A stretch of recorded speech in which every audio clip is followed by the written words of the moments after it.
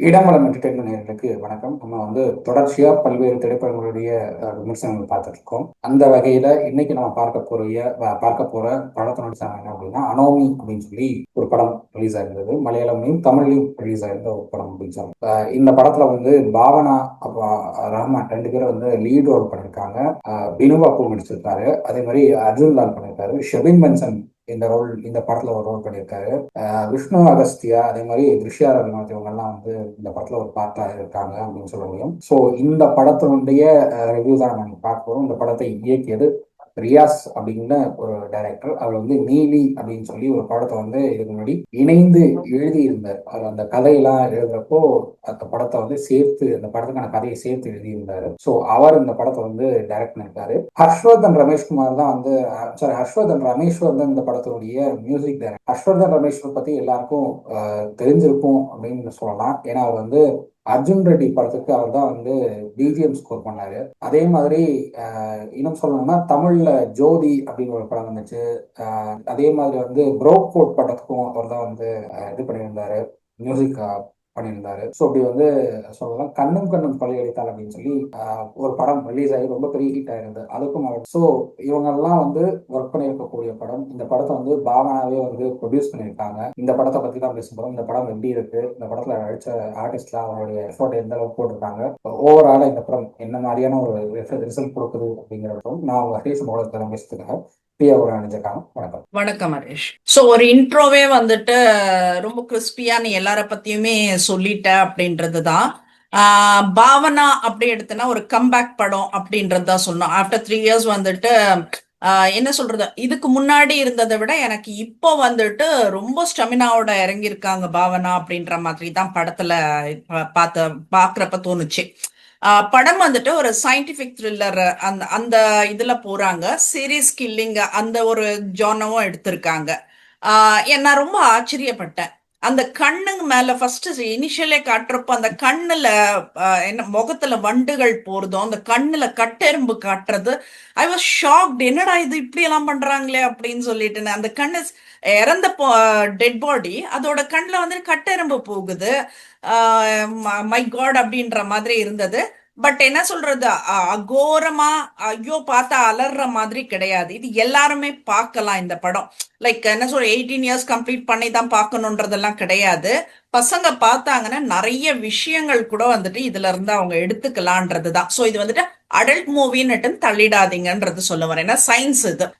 So இதுல இவங்க என்ன பண்றாங்கன்னா, ஒரு தொடர்கொலை, த சேம் பேட்டர்ன். இப்ப நம்ம எல்லா சைக்கோபாத்லயும் எல்லா சீரியல் கில்லர் இதுலயும் இதே பேட்டர்ன் தான் ஃபாலோ பண்றாங்க. The same medicals, the same way of killing அந்த மாதிரி. பட் இந்த கண்ணு விஷயம் கொஞ்ச நாளைக்கு முன்னாடி ஒரு வெப் சீரிஸ் வந்திருந்தது, மிஸ்ஸஸ் தேஷ்பாண்டேன்னு சொல்லிட்டு. சோ அதுல கண்ணு திறந்து வைப்பாங்க. நாட் வித் இப்போ பண்ணிருக்கிற மாதிரி இவ்வளோ சயின்டிபிக்கா எல்லாம் கிடையாது. பட் அவங்க கொலை பண்ணிட்டு அந்த இறந்தவங்களோட கண்ணை ஃபெவிகால் ஏதாச்சும் கூட போட்டு ஒட்டி திறந்து வைப்பாங்க. ஏன்னா அந்த மரணத்தை நீ பாரு, உன் துடிப்பை நீ பாருன்ற மாதிரி. ஸோ இது ஆல்மோஸ்ட் அது கூடவே செயலாகி வேற மாதிரி இருந்தது.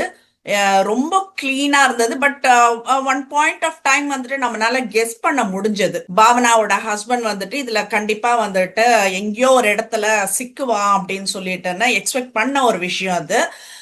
ஸோ லாஸ்ட்ல பாவனா என்னன்னா, கொஞ்சம் எனக்கு தெரிஞ்சு இன்பிட்வீனே சந்தேகம் வர மாதிரி எதனா ஒரு விஷயம் காட்டி இருக்கலாம்.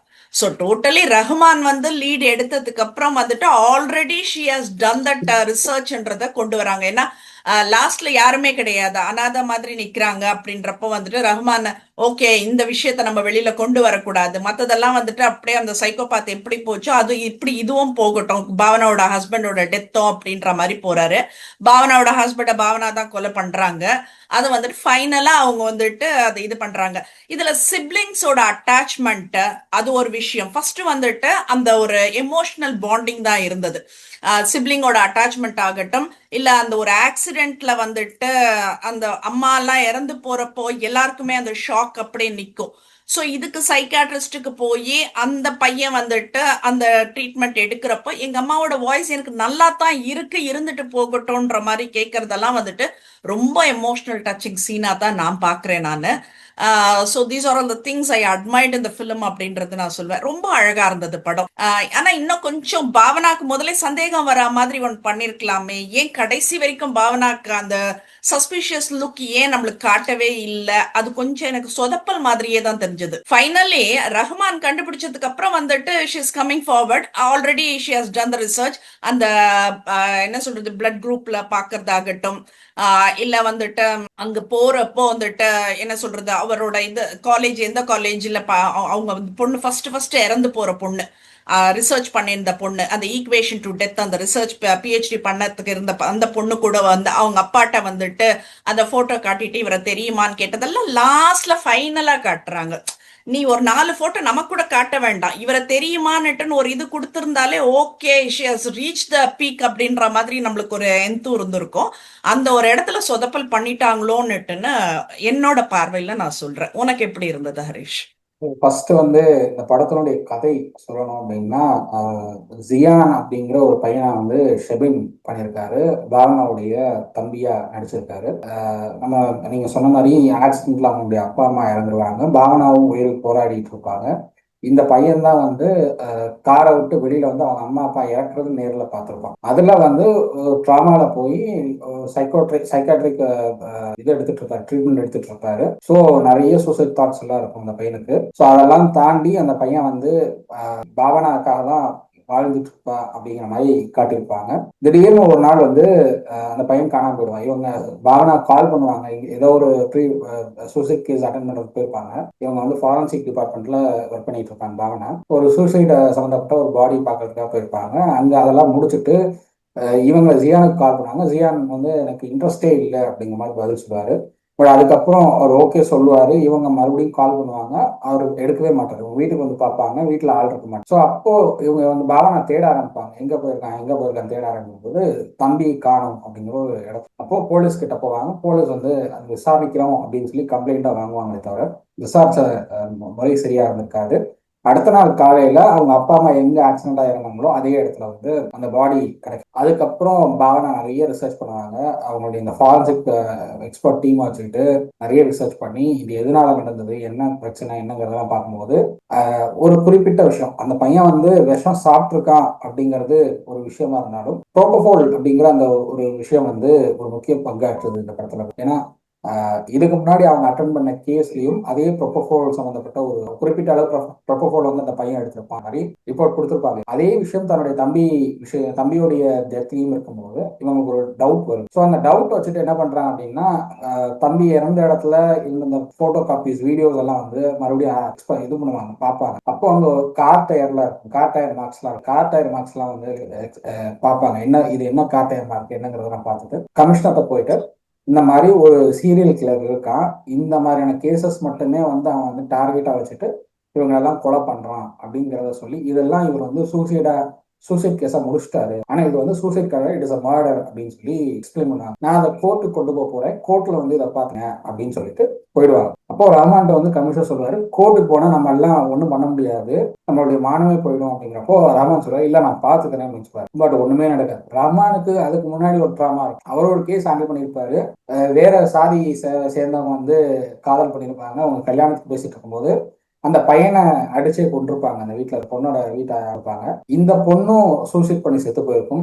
இவர் அதுல கோவத்துல போய் அந்த பொண்ணோட வீட்டுல இருக்கிறவங்க எல்லாம் அடிச்சு இது பண்ணி பிரச்சனை பண்ணியிருப்பாரு. அதுக்கப்புறம் அந்த கேஸ் கொஞ்சம் சால்வ் ஆயிருக்கும். இவரை மாத்தி கரெக்டா சால்வ் பண்ணி வச்சிருப்பாங்க அந்த கேஸ். அந்த டிராமால இருந்து வெளியில வர்றதுக்கே இவர் வந்து டைம் ஆயிருக்கும். ஸோ அதனால வந்து இந்த கேஸ்ல பெருசா கான்சன்ட்ரேட் பண்ணிருக்க மாட்டாரு அப்படிங்கிற மாதிரி கதையை காட்டியிருப்பாங்க ஆரம்பம். பட் அதுக்கப்புறம் கோர்ட்டுக்கு போகாது, ஜட்ஜு வந்து சேம்பர்ல கூப்பிட்டு விசாரிச்சுட்டு எப்படி 2 கேஸ் நடக்குது, ரெண்டு கேஸ்ல ஒரே மாதிரி இருக்கு அப்படின்னு சொல்லிட்டு இருக்கும்போது 3வது ஒரு பொண்ணு டாக்டர் வீட்டுல செத்து போயிருக்கும். அந்த பொண்ணுடைய பாடியும் இதே மாதிரி இதுலதான் இருக்கும். ப்ரொபோஃபோல் அந்த பொண்ணுடைய பாடியிலும் ப்ரொபோஃபோல் இருக்கும். 2வது அந்த பொண்ணுடைய அந்த கார்ல வந்து ஒரு டிஷ்யூ ஒன்று கிடைக்கும். அந்த டிஷ்யூ எல்லாம் வந்து இவங்க செக் பண்ணுவாங்க.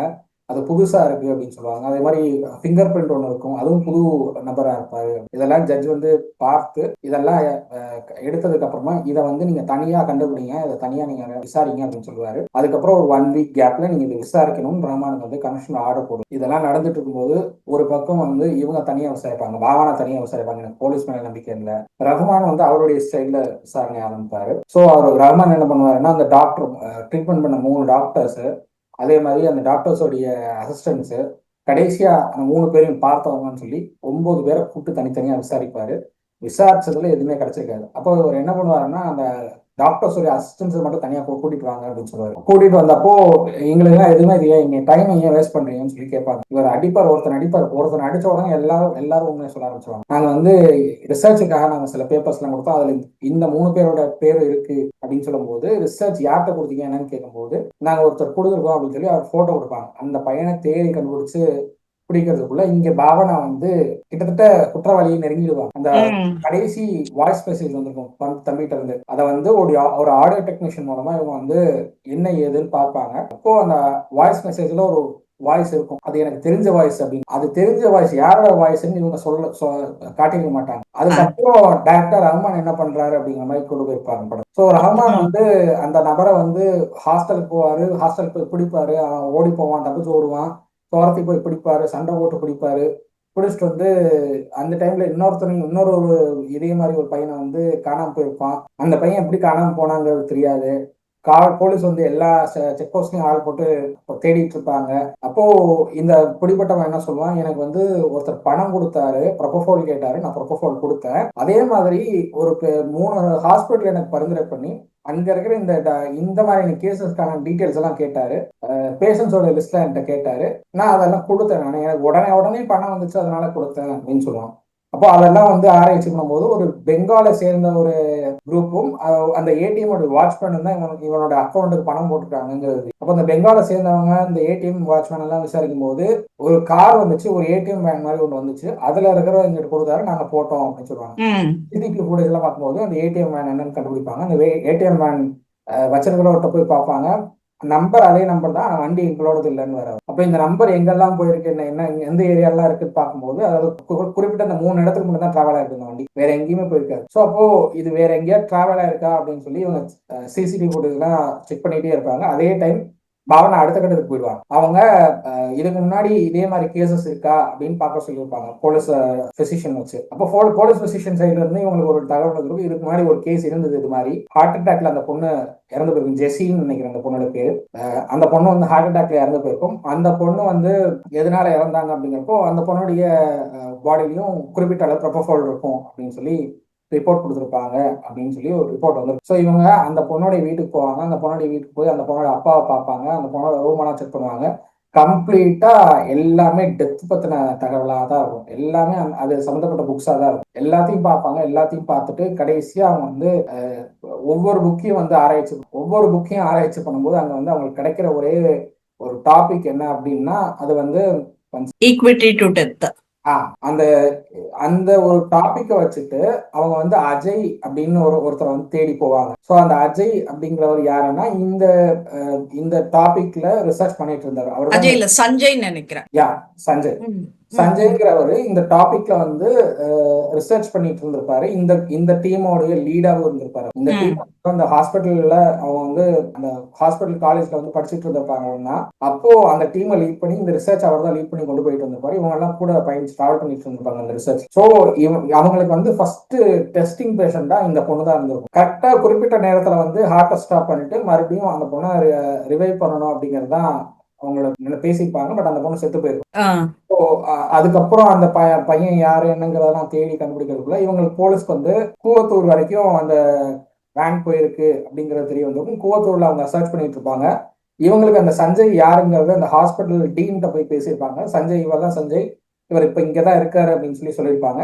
இவங்க போலீஸ் கரெக்டா போய் அங்க தேடிட்டு இருக்கும் போது இவங்க கரெக்டா வருவாங்க. போலீஸ் கிட்ட இருந்து அவன் தப்பிச்சு போவான், கார்ல அடிபட்டு கீழே விழுவான். ரஹ்மானுக்கும் அந்த பையனுக்கும் சண்டை ஓடும். ஸோ இதெல்லாம் தான் கதையா இருக்கும். கடைசியா எதனால கொள்ளணும் என்ன ஏதுங்கிறதெல்லாம் சொல்லுவாங்க. ஸோ உங்களுக்கு சயின்ஸை வந்து எவ்வளவு தவறா பயன்படுத்துறாங்க அப்படிங்கறதையும் இந்த படத்தை காட்டியிருப்பாங்க. கிரைம் இதனால என்னென்ன கிரைம்லாம் வருது அப்படிங்கிறது காட்டியிருப்பாங்க. ஒரு சின்ன விஷயம் என்னன்னா, இறப்பை வந்து ஒருத்தர் இறந்துட்டாலும் அவருடைய மூளையில இருக்கிற தகவல்களை வந்து எவ்வளவு நேரம் நம்மளால சேகரிக்க முடியும் அப்படிங்கிறதுக்காக இந்த ரிசர்ச் பண்ணிருக்கேன்னு சொல்லுவாங்க. பட் அது வந்து லீகலி அலௌட் கிடையாது. பட் அது லீகலா நீங்க தான் அலௌட் இல்லைன்னு சொல்றீங்க. ஆனா என்ன பொறுத்தவரை இது வந்து ரிசர்ச்சுக்கு வந்து நாங்க ஏன்னா அந்த பையன் லீகல் அந்த பிடிச்ச ஆள்கிட்ட வந்துட்டு அந்த வில்லனிசம் கிடையாது, அந்த படிப்பு மட்டும்தான் இருந்தது. ஸோ ஏதோ ஒன்று வந்துட்டு அந்த பிஹெச்டி பண்ணணும், அந்த ஒரு ரிசர்ச் கண்டுபிடிக்கணும்ன்றது மட்டும்தான் இருந்தது. பட் தவறான வழியில போய் பண்றாங்க, அதுதான் அங்க மேட்டரா இருந்தது. ஸோ இதெல்லாம் தான் கதை. கடைசி குற்றவாளியை பிடிச்சிருவாங்க, அந்த சஞ்சயை பிடிச்சிருவாங்க. பிடிச்சிட்டு எதுக்கு என்னன்னு கேட்பாங்க, அவன் பதில் சொல்லுவான். அப்போ இந்த இவங்களோட லவர் ஏன் கொன்ன அப்படின்னு சொல்லி கேட்பாங்க. ரஹ்மான் கேட்பாரு. அது நான் பண்ணல அப்படின்னு. ஸோ அங்கதான் வந்து அது ஓப்பன் அப் ஆகும், பாவனா தான் அதுக்கெல்லாம் காரணம் அப்படிங்கிறது. ஸோ அது கடைசியா தான் ஓப்பன் அப் பண்ணுவாங்க, பாவனா என்ன பண்ணாங்க என்னங்கிறதெல்லாம். ஏன்னா இது வரைக்கும் 3 பேரை வந்து கொலை பண்ணிருப்பான். 3 பேர்கிட்ட ஒரு பேட்டர்ன் இருக்கும். பாவனாவோட லவர் கிட்ட மட்டும் அந்த பேட்டர்ன் விட்டது, பிளட் பாக்குறோம் பேட்டர்ன். பட் என்னன்னா காயங்கள் இருக்கும் பாடியில. அப்போ ரஹ்மான் ஒரு விஷயம் சொல்லுவாரு, என்னன்னா பாவனாக்கு ஏதோ எச்சரிக்கை கொடுக்கறதுக்கு அவன் பண்றான் போல அப்படிங்கிற ஒரு ஒரு இடத்துக்கு வருவார் ரஹ்மான். பட் அது பாவனா தான் பண்ணிருக்காங்க அப்படிங்கிறது ஃபைனலா தான் ரிவீலே பண்ணுவாங்க. அதுதான், அது அவருக்கு புரிஞ்சிடுச்சுன்றது அந்த பார்வையிலேயே காட்டிக்கிறாங்க. அதெல்லாம் நல்லா இருந்தது. லைக் நம்மளுக்கு புரிஞ்சிடுச்சு பாரு, அது ரஹ்மான் கண்டுபிடிச்சிட்டாரு, but still he want to save பாவனான்றது வந்துட்டு அந்த கண்ணில் காட்டுறாங்க அப்படின்னுட்டுன்னு. ஸோ எனக்கு தெரிஞ்சு வந்து சயின்டிஃபிக்கா கொண்டு போனாங்க, மெடிசின்ஸ் பத்தி சொன்னாங்க. ஸோ அந்த இதுலயே வந்துட்டு ஸ்டிக் ஆயிட்டு வந்துட்டு நிறைய விஷயங்கள் சொல்லியிருக்காங்க. அண்ட் அந்த பையன்கிட்ட வந்துட்டு குற்றம் செஞ்சதுக்கான இது இல்ல, ஐ ஹாவ் சக்சீடட் சம்திங் அப்படின்றது மட்டும்தான் இருந்தது.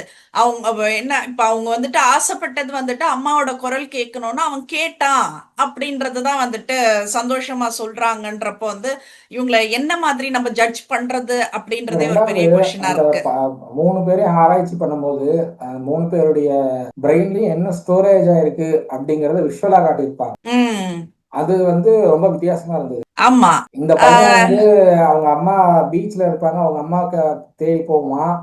அந்த பொண்ணு இன்னொரு பொண்ணு இருக்கும், அந்த பொண்ணு வந்து அங்க அதே 3 பேரும் ஒரே சேம் வேர்ல்ட்ல தான் இருப்பாங்க. பட் 3 பேருக்கு டிஃப்ரெண்டான இதா இருக்கும். ஸோ அது ஒருத்தனுக்கு அந்த மியூசிக் இது வருது, அந்த பொண்ணுக்கு வந்துட்டு குழந்தைங்க இருக்கிற மாதிரி வருது. சோ எல்லாம் ஒரே 2 இடம். குழந்தைங்க வச்சுட்டு இருக்கான். அந்த பொண்ணு உட்காந்துட்டு இருக்கும். இந்த பையன் வந்து அவங்க அம்மா கட்டி பிடிச்சிட்டு இருப்பான். அவன் வந்து கிட்டார் பண்ணிட்டு இருப்பான்னு நினைக்கிறேன், கீபோர்டு ப்ளே பண்ணிட்டு இருப்பான் கீபோர்டு பீச்ல. ஸோ அது மாதிரி 3 பேருக்கு 3 விதமான தாட், பட் 3 பேர் ஒரே வேர்ல்ட்ல தான் இருப்பாங்க.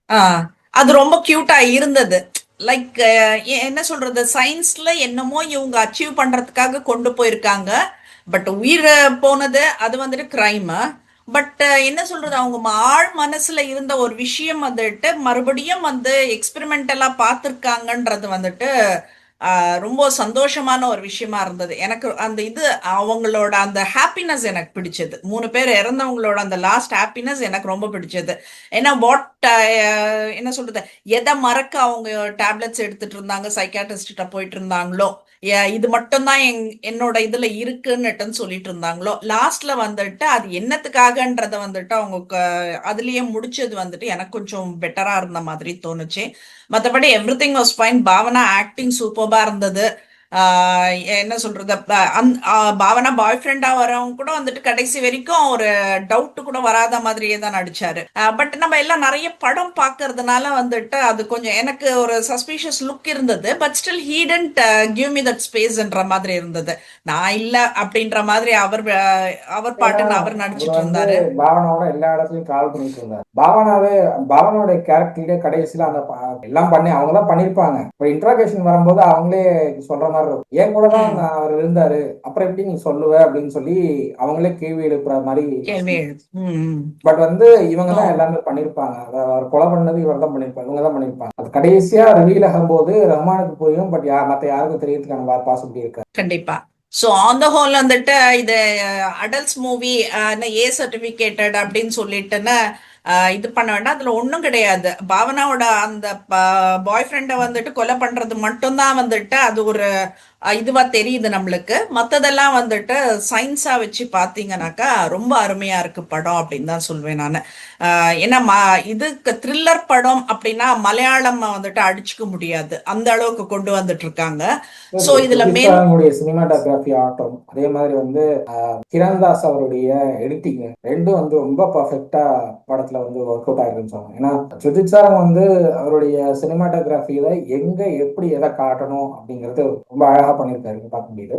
எதை கட் பண்ணணும் எதை வச்சுக்கணும் அப்படிங்கறது ரொம்ப தெளிவா வந்து இவரும் இருந்திருக்காரு, கிரண்தாஸும் இருந்திருக்காரு. ஸோ அதனால அது ஓகே அப்படிங்கறத பாக்குறேன். ஹர்ஷ்வர்தனுடைய மியூசிக் அவர் வந்து சொல்லவே வேணாம். அவர் வந்து நிறைய படங்கள் பண்ணியிருக்காரு. அவருக்கு என்ன எப்படி ஒரு படத்தை வந்து கொடுக்கணும் அப்படின்னு தெரியல. பட் எனக்கு இந்த டார்க் டோன் எங்கேயுமே குறையாத அளவுக்கு, சஸ்பென்ஸ் எங்கேயுமே குறையாத அளவுக்கு இந்த பேக்ரவுண்ட் ஸ்கோரிங் ரொம்ப அழகா பண்ணியிருக்காரு. ரொம்ப அழகா பண்ணியிருந்தாங்க. லைக் ஒரு சின்ன சின்ன விஷயங்கள் எல்லாம் வந்துட்டு ஒரு டிராபேக்கா இருக்கும் மூவிஸ்ல.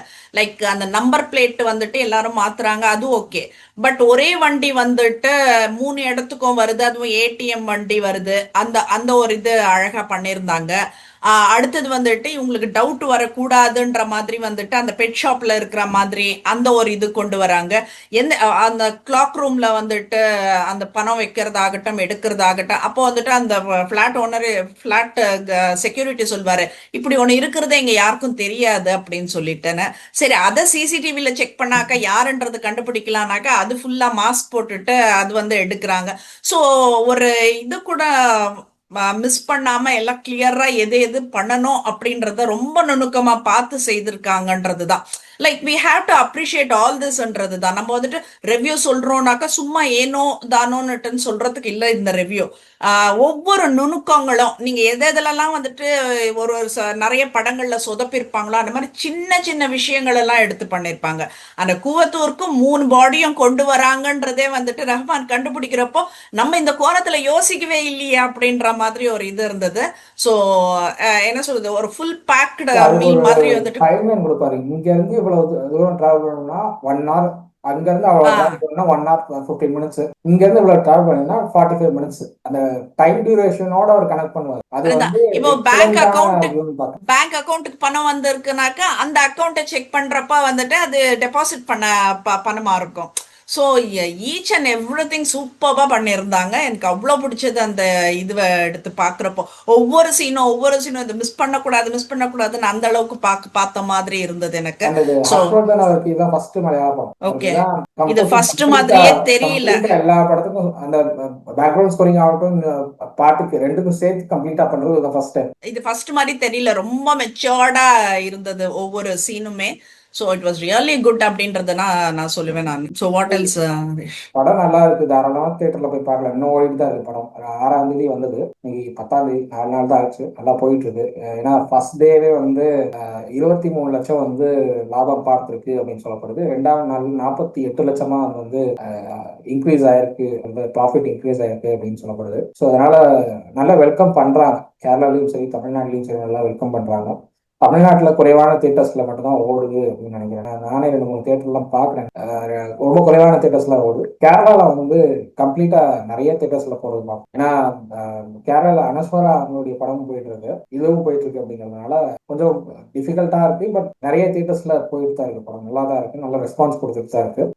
பாவனா இவ்வளவு பெரிய ரோட வந்து பண்றாங்க ரொம்ப வருஷம் கழிச்சு அப்படிங்கிறது ஒரு விஷயம். ரஹ்மான்கிட்ட வந்து நீங்க இவ்வளவு விஷயத்த நீங்க வாங்குறீங்கிறது இன்னொரு விஷயமா நான் பார்க்கறேன். ஏன்னா ரஹ்மான் வந்து எல்லாரும் ஒரு காப்பா பார்த்திருக்காங்க. ஒரு காப் வந்து இன்வெஸ்டிகேஷன் ஆஃபீஸரா இருப்பாரு, அவ்வளவுதான் நம்ம பார்த்துருக்கோம். தமிழ்லயும் அவ்வளவுதான் பண்ணியிருக்காரு, மலையாளத்திலயும் அவ்வளவுதான் நம்ம பார்த்தோம். பட் இதுல வந்து அதை தாண்டி அவரும் ஒரு டிராமால இருந்த ஒரு நபர் தான் அப்படிங்கிற மாதிரி காட்டியிருப்பாங்க. ஸோ அதுவும் எனக்கு வந்து புதுசா இருந்தது.